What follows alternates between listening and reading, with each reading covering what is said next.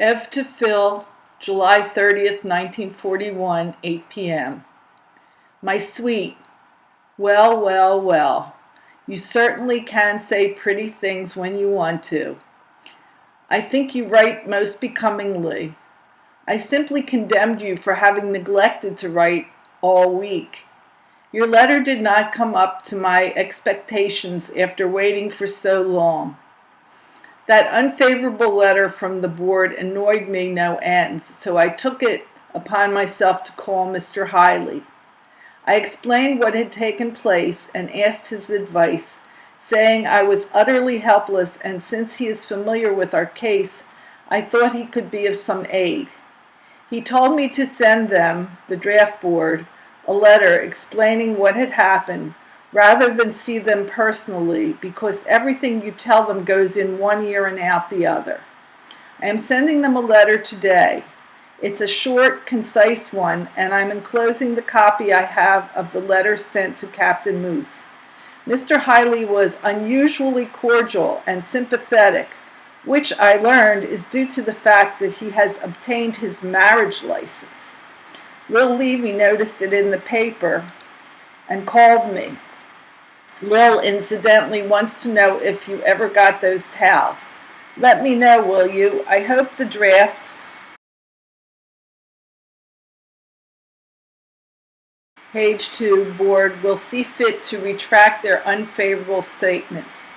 It really doesn't matter. It's up to the Army officials to decide such an issue. But a favorable comment wouldn't exactly hurt us. Don't let it worry you, sweet. I know, as you do, that we will walk on the new red linoleum. Harry Wyman was sent to Orlando, Florida, 1,000 miles from home. All that I can understand from his letter is that it is a bomber base. Looks as if he isn't going to be home for a long time. Mom is up and about, resting at intervals. We both cleaned the apartment today. It's spick and span. Mom played poker at Wyman's last night and won 28 cents. Imagine! I hope you are able to get leave this weekend. I'd like to select the fixtures with you. I set my hair today and it looks unusually long and attractive. Wish you were here to see it. Phil, you deserve a medal. You certainly can take it. I realize that I have caused you to be unhappy and to worry, but I really couldn't help myself. Tonight, however, I feel better than I have for some time. I think that letter to the board is responsible. Can I celebrate with a long hug and kiss for you? How could I help but love and respect one as fine as you? Adoringly, Ev. P.S. This stationery is from my set. Phil to Ev, Wednesday, July 30th, 6 p.m. My sweetheart, here it is Wednesday already and just 2 or 3 days until I can be with you once again. We don't know yet just when we'll get our passes, but it will in all likelihood be Saturday afternoon. Received your letter this morning. Glad to hear Mom is improved. You neglected to say how you are feeling. You know how anxious I am to know your condition. Why do you forget to mention it?